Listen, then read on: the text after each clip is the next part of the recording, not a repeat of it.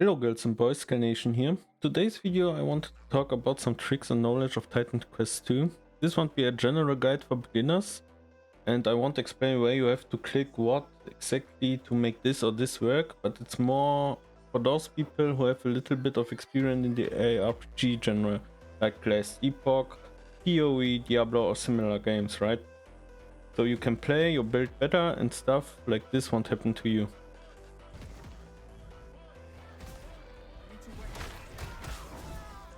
I died. Okay, guys. Yeah, that happened. And with this, let's look at things I wish I knew before playing Titan Quest 2. We start with the easier points first and move up to the more complex ones later. So, trick 1. What exactly can we reskill? It's just important to know beforehand on which parts of my build I can try things out and what allocations are permanent or soft capped by gold. Let's start with those we can't reskill, the masteries. Once you choose those, you are stuck to them for this specific character. It's worth to note that you decide what to play pretty early in the game, but you can preview the whole tree with all its specialized points and make your decision. Now, attributes. We can reskill our attribute points, but it comes for a higher price the further we are in the game, and it gets really expensive at one point. Here you can see at my level 45 char, it already costs 121,000 gold. It's not like it's not achievable or anything, but you have to farm for it. So all in all, it's fair to say we have a soft cap here, so keep that in mind. Last but not least, active and passive points. So in the Respec mode, you can deallocate your points on passive and active for 200 gold each. This is not much, so you can really try things out here. And it's worth to mention that the specializations that are called shards and feats are free to reskill. The price doesn't go up. Here is a small recap on how the reskill works in this game. Pause the video if you need more time.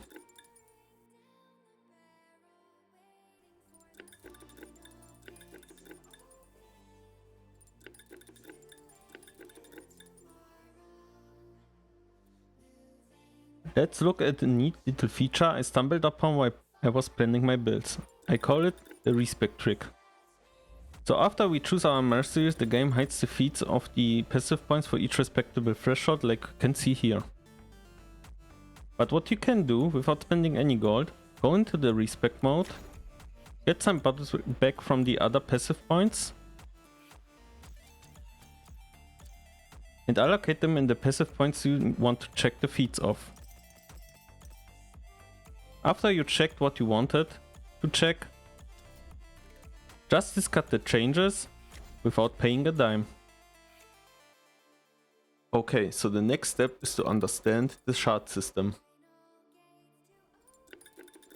So this one is a little bit counterintuitive for seasoned RPG players.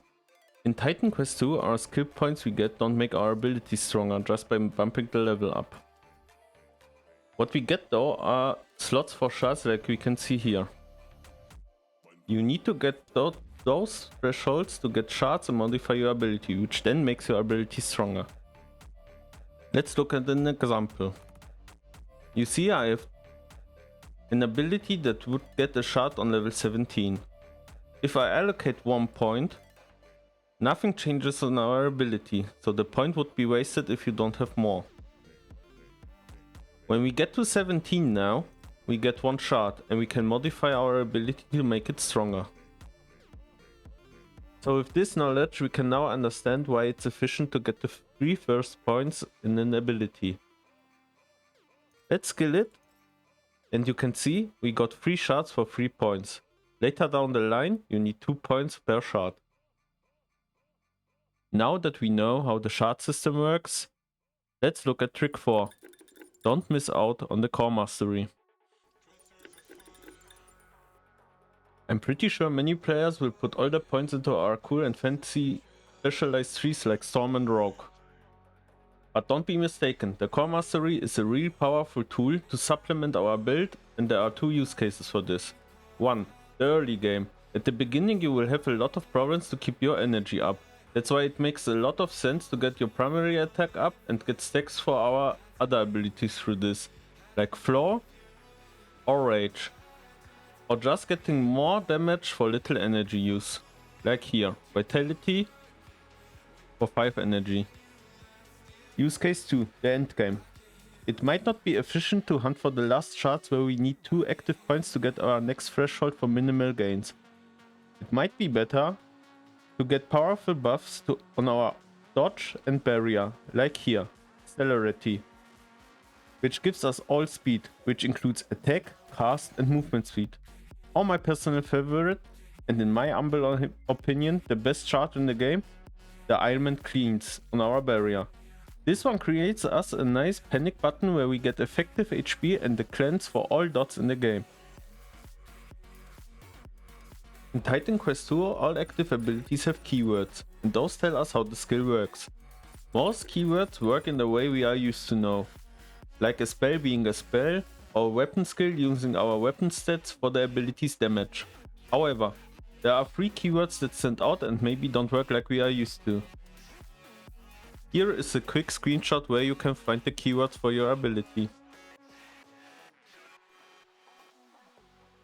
The 3 keywords we want to take a closer look on are Blessings, Movement and Sustained.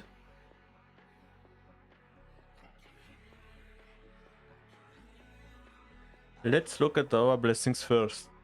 Blessings are powerful buffs over a short duration of time. Here in my example I skill 2 blessings, put them down on my bar, and when I activate one,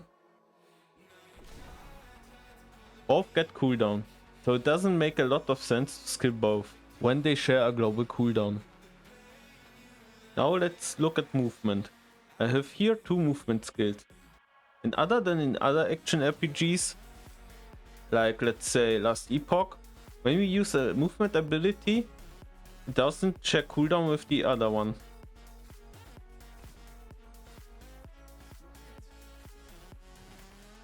The third keyword we want to take a look at is Sustained.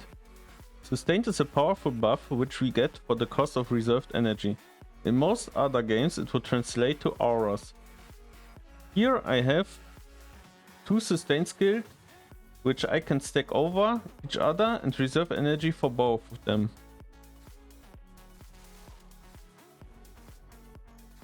And here you can see the reserved cost. And there is one more thing to add to keywords. There are shards and active abilities that change our keywords. Let's look at an example. Here we have Ring of Flame. Right now it's an active spell Fire Area Earth ability. When we allocate permanency, it gets the sustained keyword. Before we get to the last chapter here, I wanted to let you know that originally I was planning to include how the offense and defense calculation work in this game. After some research I had to scrap the idea, however, because it was so much. Yeah, that's why I will put everything related to calculations to a separate video. If you don't want to miss it, subscribe and like on YouTube or follow me on my Twitch for my live streams. Okay, with this out of the way, let's look at the last thing we need to understand before planning a build. The attributes. Let's break down the attributes we have in Titan Quest 2. So for the main attributes we have Vigor, Knowledge, Might and Agility. For secondary attributes we have Cunning, Resolve and Fitness. The difference here is that we can skill the main attributes, but we can't skill the secondary attributes. Let's look at what each attribute does. Skilling Vigor gives us health. Skilling Agility supports light armor, medium armor and fast weapons. Knowledge is for Magos ropes, plated ropes and magical weapons. And Might is for heavy armor, ornate armor and heavy weapons.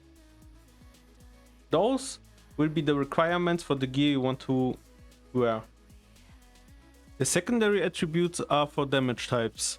So this will determine which damage type scales the best with our build. Let's break it down. Fitness is for strike damage and pierce damage. Cunning is for poison and lightning damage. And Resolve is for fire and cold damage. But now the question rises, how do we get points into our secondary attributes, right? It's pretty easy. Every time we skill Vigor, we get all 3 of the secondary attributes. If we skill Agility, Might or Knowledge, we only get the neighboring ones. But look closely what happens when I allocate Vigor. Let's get 1 point. We got 2 of every secondary attribute. When we skill one of the other main attributes, let's say Might, we get 3 points into the neighboring runs. So all in all, you have to keep in mind, when you skill Vigor, it's more like a defensive attribute. You do it for the HP and overall secondary attributes. When you skill the other ones, it's for your main damage type, because it scales better. Yeah, and that's it, girls and boys. You should have everything you need to plan your next build in Titan Quest 2. I hope you learned a thing or two, enjoyed the video, and I will make another one for the calculations. Stay tuned. And thanks for watching.